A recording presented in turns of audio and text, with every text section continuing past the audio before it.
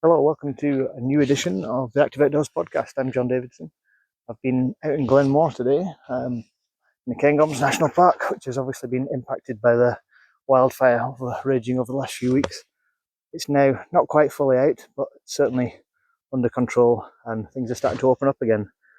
Glenmore, in fact, itself was reopened on Friday. Now Sunday, and I decided to head down there on the bike. So I parked in Carbridge and I made my way down through Bottle Garden, over the Slogan Path into Glenmore, where I caught up with Paul Hibberd from Forestry and Land Scotland. Hi Paul, how are you?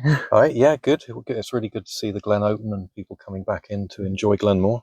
Yeah, it's great. And I've kind of parked outside and cycled down here today, but the car parks are all open as far as the kind of visit centre at Glenmore, and I think up to Sugar Bowl today. Yeah, we have a couple of car parks that are closed, the Altmore and Alt Barn, but all the other car parks are open. Yeah. Most of the trails are open. So the vast majority of Glenmore Forest Park, including all the businesses here, are reopened now. Yeah. And what's it been like the last 3 weeks or so, just since the fire started? It's had a huge impact, obviously, on the wildlife, the people, the businesses. How has it affected what you're doing day to day in your teams? Yeah, for the last 3 weeks, it's absolutely dominated the working lives of myself and my colleagues, and obviously many more people as well. There's just been so much collective effort to get on top of this fire. Yeah. And what's been your role in it? Obviously, you look after part of the land that's been affected. There's RSPB land being affected as well, and I think maybe a little bit beyond that as well. So how are you working together with other landowners and managers? I mean, my main role normally is looking at visitor facing, so public facing, the recreation facilities that we have, but really we've all been working together on this effort, particularly supporting the fire and rescue service throughout and working with partners and contractors. And more latterly, myself and my team here have been getting ready to welcome people safely back into Glenmore. Yeah, I know you were kind of up in the helicopter supporting some of the fire crews recently as well, so it was a bit of an experience for you. Yeah, absolutely. Not the normal thing for me. Dealing with the contractors, we've been taking the lead in bringing the helicopters in to the fire and coordinating their very substantial efforts. And as part of that, I did do one sort of reconnaissance trip up. Basically every morning before the water bombing started, someone from ourselves, someone from RSPB, someone from the fire service would go up just to try and see where the fire needed attention that day. Yeah. And what can visitors expect now? We've seen a lot of things in the news about fire breaks being kind of bulldozed through areas just to kind of stop the fire in its tracks. Yeah. And obviously, it's had a big impact on the landscape. Yeah, indeed. The main thing to say is the majority of Glenmore Forest Park is unaffected and is open. So a lot of it looks exactly as people hopefully would remember it. There is one distinct area up towards Rivowan that has been badly affected by the fire itself and by the fire breaks that had to go in to stop it. So there was some of the tracks up there have been ploughed into fire breaks. They're very wide tracks now. A lot of trees were pushed over. A lot of trees were cut quite hastily to stop the spread of the fire. So that area currently between Glenmore Ski Road and Rivowan and further onto RSPB land is closed for public access. As we make it safe, we seek to restore it as best we can. Yeah.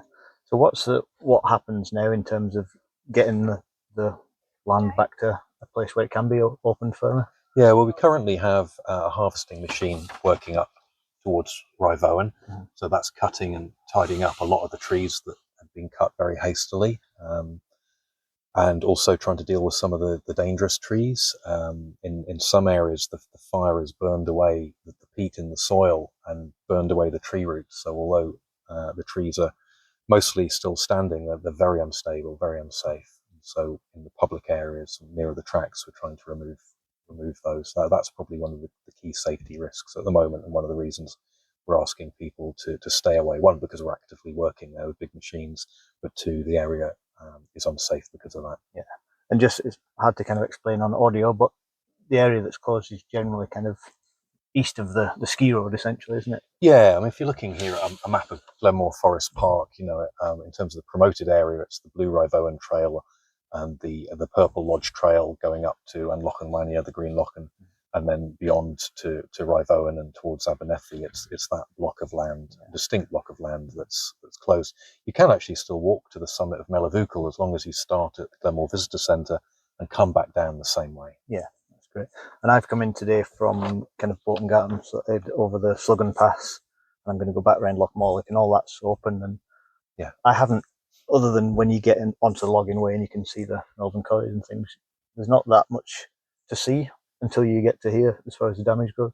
How are you kind of managing people's curiosity? They want to see the damaged trees and things. Yeah, no, we understand that there is a lot of interest in that, and we're not going to restrict access longer than we need to. But currently going into that area is unsafe, so we do have the area very clearly signed with an explanation poster trying to explain why it's closed. We also have some extra staff on this weekend, sort of engaging with people. We've just actually been having a chat with the Park Authority rangers here, who are also here in Glenmore, helping us engage with people and explain why a certain area here is closed. Yeah. Excellent. And people generally seem to be kind of respecting that, do they? Yeah, the vast majority, absolutely. I think there's one or two folk who understandably are disappointed if they can't get on to Anlochen, Green Lochen there. But we're needing to keep it closed just for the moment. Yeah. The other thing I noticed when in the recent announcement, when you're saying Glenmore was reopened, there was mention of people not flying drones in the area as well, given that there's still helicopters. Yeah, there's still helicopter flights. Whilst Glenmore was closed, the helicopter was flying out of the Hayfield car park. It's now moved up to the Keast car park, but yeah, absolutely, really ask people not to fly drones in the area. Yeah. Great. But generally, I think the message now is that you want people to be in Glenmore. There's businesses who've obviously lost 3 or 4 weeks of the kind of height of summer income, and they've got a bit of government support now, but they obviously need people to come and get back. Yeah, look, it's been a very challenging time for an awful lot of people, not least the businesses and residents here in Glenmore.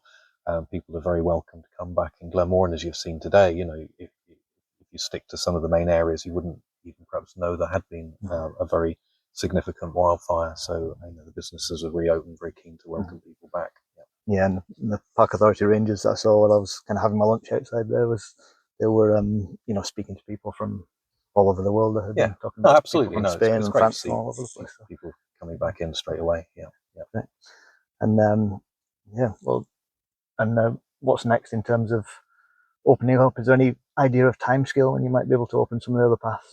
We sort of work on the idea of least restrictive access. So we have written something called a public access management plan. So we tried to keep the smallest area closed that we need to for safety. And following the harvesting machines work, we've got a civil engineering contractor in there repairing some of the paths as well.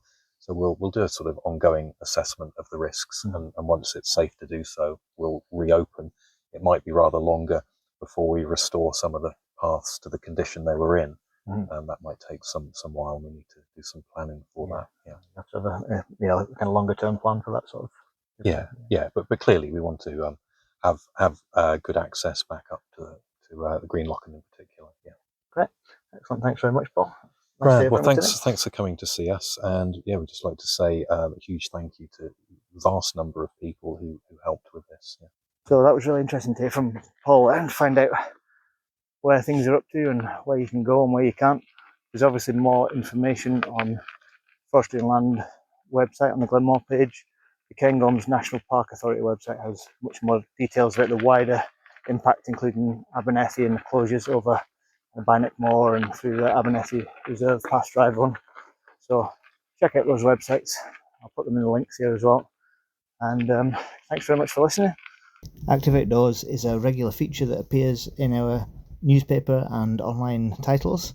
It comes out every week, and it's usually myself writing about where I've been out and about on the bike, in the hills, occasionally in the kayak. So if you're interested in the outdoors, please come and have a read. The best way to get it is to look on the website, which is www.hnmedia, that's Hotel November media.co.uk/Active Outdoors, and that'll take you directly to the page on the Inverness Courier website where you can read Active Outdoors. Hopefully we'll bring you some more podcasts.